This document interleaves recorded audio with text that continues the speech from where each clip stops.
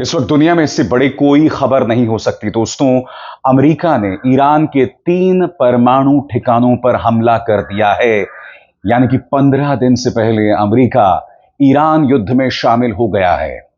हालांकि ट्रंप ने इस ऐलान के बाद यह कहा कि अब हमें शांति को मौका देना चाहिए, मगर आप जानते हैं दोस्तों, ईरान इसे बख्शने नहीं वाला है। ईरान ने पहले ही चेतावनी दी थी, अमेरिका को कहा था कि अगर तुम युद्ध में शामिल होगे और अगर तुमने बुरी नजर डाली हमारे परमाणु ठिकानों पर, तो इसका तुम्हें खमियाजा भुगतना पड़ेगा।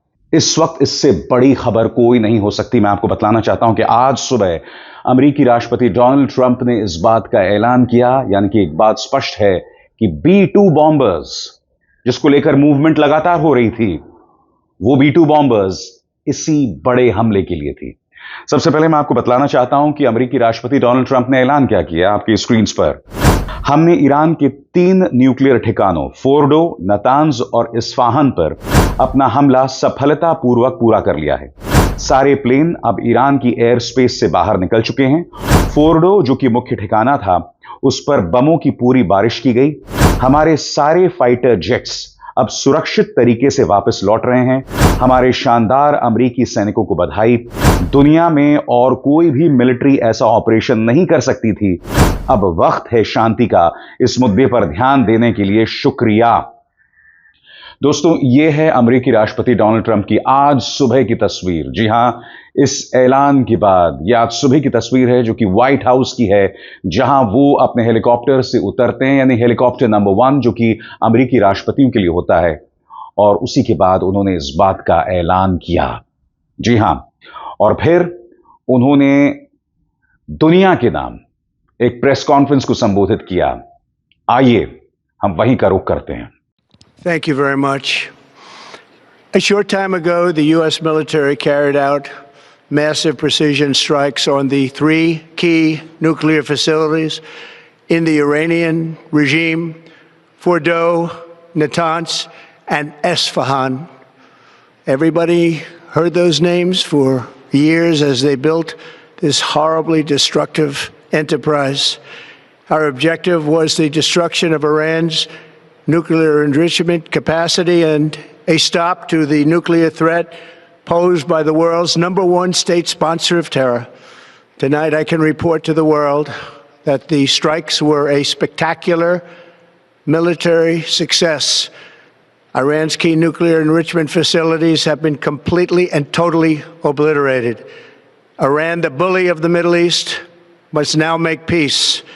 If they do not, future attacks will be far greater and a lot easier. For 40 years, Iran has been saying death to America, death to Israel. They have been killing our people, blowing off their arms, blowing off their legs with roadside bombs. That was their specialty. We lost over 1,000 people, and hundreds of thousands throughout the Middle East and around the world have died as a direct result of their hate. In particular, so many were killed by their general, Qasem Soleimani. I decided a long time ago that I would not let this happen. It will not continue. I want to thank and congratulate Prime Minister Bibi Netanyahu. We worked as a team like perhaps no team has ever worked before. And we've gone a long way to erasing this horrible threat to Israel. I want to thank the Israeli military for the wonderful job they've done. And most importantly, I want to congratulate the great American patriots who flew those magnificent machines tonight, and all of the United States military on an operation the likes of which the world has not seen in many, many decades. Hopefully, we will no longer need their services in this capacity. I hope that's so. I also want to congratulate the chairman of the Joint Chiefs of Staff, General Dan Raisin-Kane, spectacular general, and all of the brilliant military minds involved in this attack. With all of that being said, this cannot continue. There will be either peace or there will be tragedy for Iran far greater than we have witnessed over the last 8 days. Remember, there are many targets left. Tonight's was the most difficult of them all, by far, and perhaps the most lethal. But if peace does not come quickly, we will go after those other targets with precision, speed, and skill. Most of them can be taken out in a matter of minutes. There's no military in the world that could have done what we did tonight, not even close. There has never been a military that could do what took place just a little while ago. Tomorrow, General Kane, Secretary of Defense, Pete Hegseth will have a press conference at 8 a.m. at the Pentagon. And I want to just thank everybody, and in particular, God. I want to just say we love you, God, and we love our great military. Protect them. God bless the Middle East. God bless Israel, and God bless America. Thank you very much. Thank you. और जाहिर सी बात है इसका असर दिखना शुरू भी हो गया है। ईरान ने ये ऐलान कर दिया है कि स्ट्रेट ऑफ हॉर्मुज से अब कोई भी तेल के जो जहाज़ हैं उन्हें जाने नहीं दिया जाएगा। इसका मतलब आप जानते हैं, इसका मतलब भारत जैसे कई देशों में अब तेल की कीमतें बढ़ने वाली हैं। यानी कि नेतन्याहू की ज़िद और अमेरिका की दबंगई का खमियाजा पूरी दुनिया अब भुगतने वाली है। दोस्तों, यकीनन अमेरिका के इस कदम को लेकर जबरदस्त बहस शुरू हो गई है। उनके न्यूज चैनल्स में इस बात को लेकर बहस हो गई है कि डोनाल्ड ट्रंप जो बार बार कहते थे कि America first, make America great again, खुद उनकी रिपब्लिकन पार्टी के कई लोग कह रहे थे कि हमें इस युद्ध में शामिल नहीं होना चाहिए, क्योंकि स्वाभाविक सी बात है, इस युद्ध में शामिल होकर इन 3 परमाणु ठिकानों पर हमला बोलकर कहीं ना कहीं अमेरिका जब इस युद्ध में शामिल हो रहा है तो उसे इसके परिणाम भुगतने पड़ेंगे, क्योंकि जैसे मैंने कहा, ईरान माफ नहीं करने वाला है। ईरान इसकी प्रतिक्रिया देगा, और स्वाभाविक सी बात है, जब हम प्रतिक्रिया की बात कर रहे हैं तो प्रतिक्रिया सामने आने वाली है उन तमाम अमेरिकी बेसिस के जरिए जो मध्य पूर्व में मौजूद हैं। ऐसे कई अमेरिकी बेसिस मौजूद हैं जिनके पास सुरक्षा भी नहीं है। स्वाभाविक सी बात है, इसको लेकर जबरदस्त अफरा तफरी मच गई होगी। सबसे पहले मैं आपको बतलाना चाहता हूं, जब यह खबर ब्रेक हो रही थी तब इस बारे में अल जजीरा ने क्या कहा, आइए सुना जाए। 2 मिनट का एक clip. U.S. had struck 3 nuclear facilities in Iran. Well, Mohammed, now Donald Trump has taken to Truth Social again, announcing that he will be addressing the American public about these U.S. strikes on Iran's nuclear sites in about an hour and a half's time. He went on to say this is a very successful military operation in Iran. This is a historic moment for the United States of America, Israel, and the world. Iran must now agree to end this war. Thank you. Those word for word from his latest Truth Social post. And so when he does speak to the American public during prime time in about a little over an hour's time, he will not only have to be explaining these strikes, but as well as trying to sell it, really, that it was a good idea to the American public. You know, this is the first time that the U.S. has directly bombed Iran, a major infrastructure, since the Iranian Revolution. And this is something, in fact, that a series of American presidents from both parties have tried to avoid up until this point. Donald Trump is calling it a historic moment again. He says not only for the U.S., but for Israel and for the world. So certainly trying to sell this as having made the right call. That is also being echoed by some of his supporters, including Senator Lindsey Graham, who is an Iran hawk, saying that this was the right call on X. But whether or not the U.S. public believes that as well remains to be seen. They were really mixed going into this. There was sparse polling before this action was taken on whether the U.S. should directly strike Iran. And the Washington Post conducting a poll finding that most people who answered that said that the U.S. should not be taking this route because it would be opening a new dangerous phase of the war. Many Americans, though, 30% at that time, said they simply didn't know. This is not something that's been top of mind for the U.S. public. So much other domestic headlines taking that attention away. But now, front and center, as Trump will talk about this directly to the American public in about an hour and a half. और आगे बढ़ने से पहले एक जरूरी संदेश। मेरे कार्यक्रमों के लिए आप नोटिफिकेशन का इंतजार मत कीजिए। मेरे चैनल में जाइए और खुद जाकर कार्यक्रम देखिए और रहिए अपडेटेड। और हां, ज्वाइन कीजिए मेरा चैनल। देखिए ये जरूरी संदेश। स्वतंत्र और आजाद पत्रकारिता का समर्थन कीजिए, सच में मेरा साथी बनिए। बहुत आसान है दोस्तों, इस ज्वाइन बटन को दबाइए और आपके सामने आएंगे ये 3 विकल्प, इनमें से एक चुनिए और सच के इस सफर में मेरा साथी बनिए। और यही नहीं, अल जजीरा इस बात का ऐलान करता है और दूसरी तरफ अमेरिकी न्यूज चैनल ABC में इस बात को लेकर बहस शुरू हो जाती है कि क्या वाकई यह हमला करना चाहिए था, क्योंकि बकौल ABC न्यूज अब ट्रंप की पार्टी के अंदर के लोग इस पर सवाल उठाने वाले हैं, इसके परिणाम होंगे। और कहीं ना कहीं मैं ये उम्मीद कर रहा हूं कि ईरान अपनी तरफ से क्या जवाबी कार्रवाई करेगा, ट्रंप इसके लिए भी तैयार होने वाले हैं। हो सकता है कि जब तक मेरा ये कार्यक्रम सामने आए ईरान इसका जवाब भी दे चुका हो। सही सुना आपने दोस्तों, ईरान इसका जवाब भी दे चुका हो। आइए सुनते हैं ABC न्यूज इस बारे में क्या कह रहा है। President of forever wars. He was going to end U.S. involvement in some of these wars overseas. Now here he is initiating this attack on Iran, a country of 90 million people, and big questions not only about what comes next, but divisions within his own party and support. Absolutely, Win. And we are already hearing from a number of lawmakers tonight, including Senator Lindsey Graham, who is a Republican senator on Capitol Hill, who had direct conversations with the president multiple times over the last several days, in which he urged President Trump to participate, to join Israel and strike Iran's nuclear sites directly. And we have heard from Senator Graham tonight already. He said that this was the right call, that the regime deserves it, saying, well done, President Trump. But there are plenty of Republicans who have clearly stated that they did not believe that the president should be getting involved. And for that primary reason, this is what the president ran on, being a peacemaker, pulling the United States away from ongoing conflicts, not getting the United States even more involved in ongoing conflicts. The president was asked directly about some of those words from Republicans, and he said, look, the bottom line here is that Iran cannot have a nuclear weapon. He believes very strongly in that. But undoubtedly, this is going to divide the party. And the question now is, do Republicans rally behind the president as he moved forward with this action, or do they speak out against it? We know a few did have a few warning signs leading up to it. We are learning tonight, as you said, the president is expected to address the nation. दोस्तों याद कीजिएगा, इसी मंच पर मैंने आपको बताया था कि B-2 बॉम्बर्स की मूवमेंट शुरू हो गई है और इस बारे में क्या जानकारी मैंने आपको दी थी, इस पर गौर किया जाए। अमेरिका के कई B-2 बॉम्बर्स शुक्रवार रात मिजौरी के व्हाइटमैन एयर फोर्स बेस से उड़ान भरते देखे और अब वो पश्चिम की तरफ जा रहे हैं। ये जानकारी CNN ने फ्लाइट ट्रैकिंग डेटा के आधार पर दी है।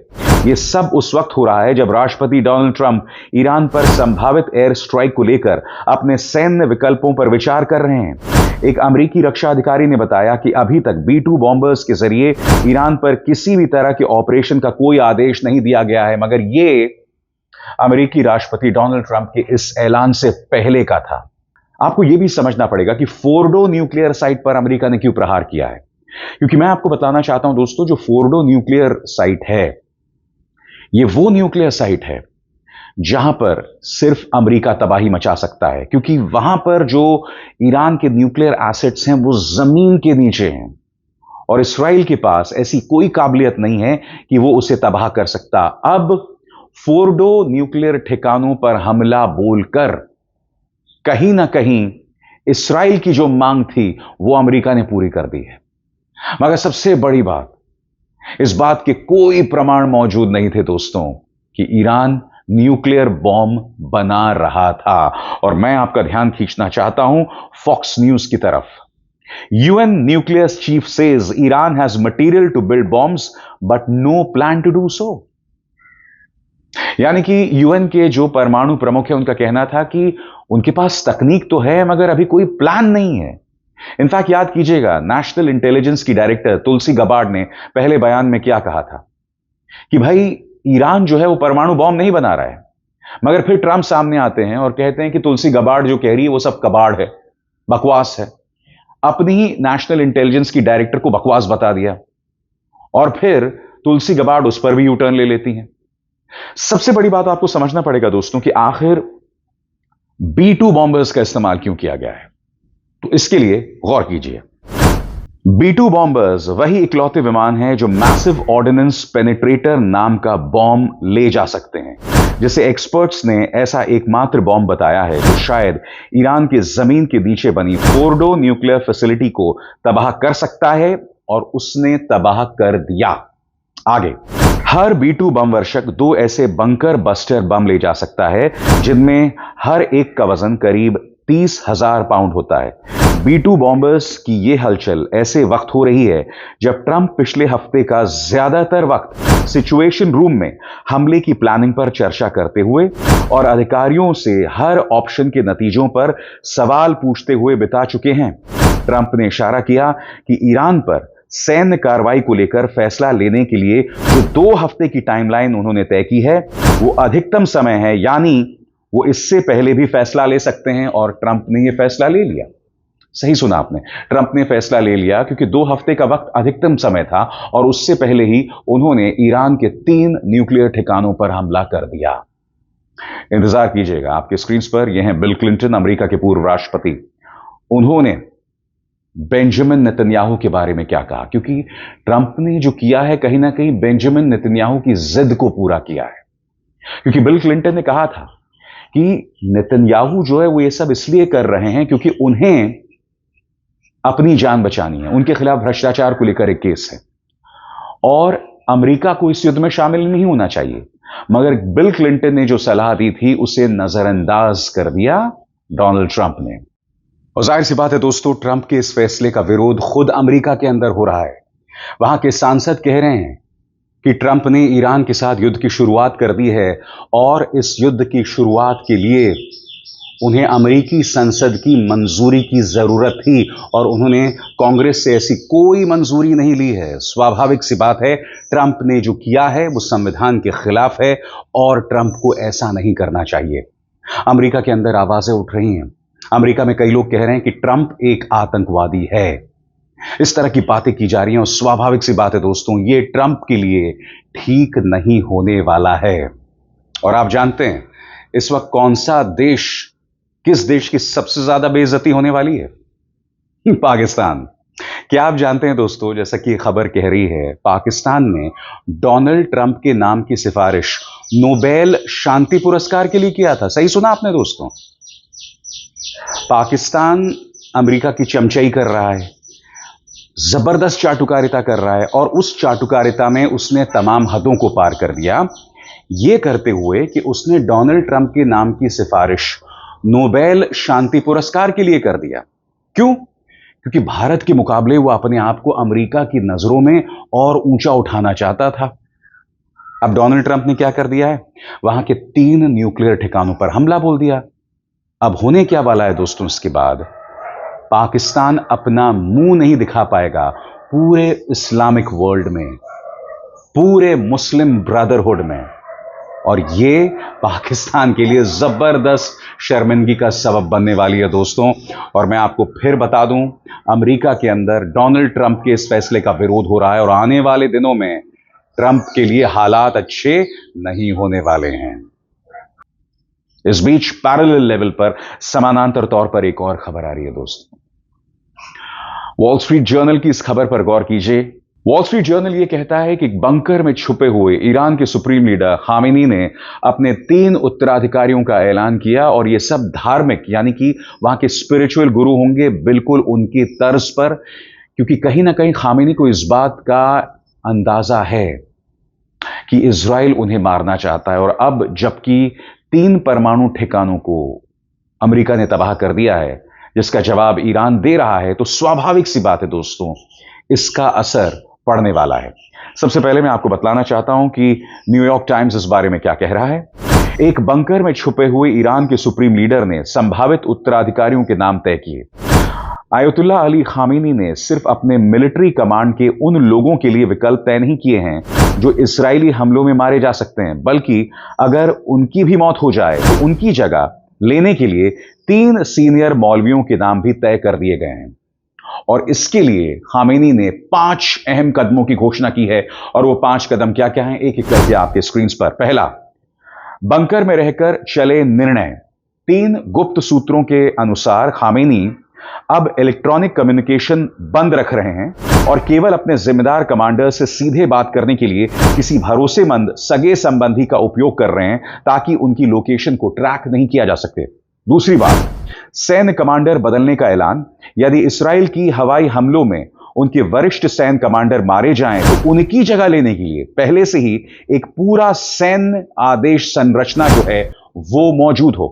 तीसरी बात, 3 सीनियर मौलवियों को उत्तराधिकारी चुना जाए, जो सबसे अहम कदम है।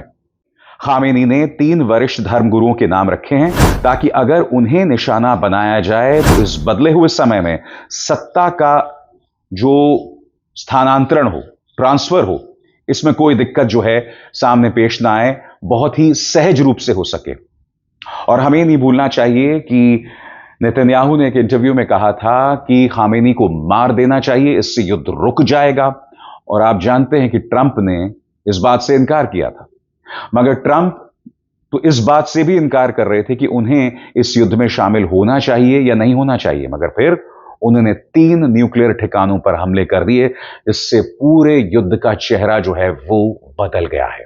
आगे दोस्तों, सोच समझकर लिया गया निर्णय। विशेषज्ञों का मानना है कि यह स्पष्ट संकेत है कि इस्राएल या अमेरिका उनसे किसी भी तरह का टारगेटेड हमला कर सकता है, जो कुरानी दृष्टि से शहादत माना जाएगा। लेकिन इस बीच उन्होंने भविष्य की योजना भी बना ली है।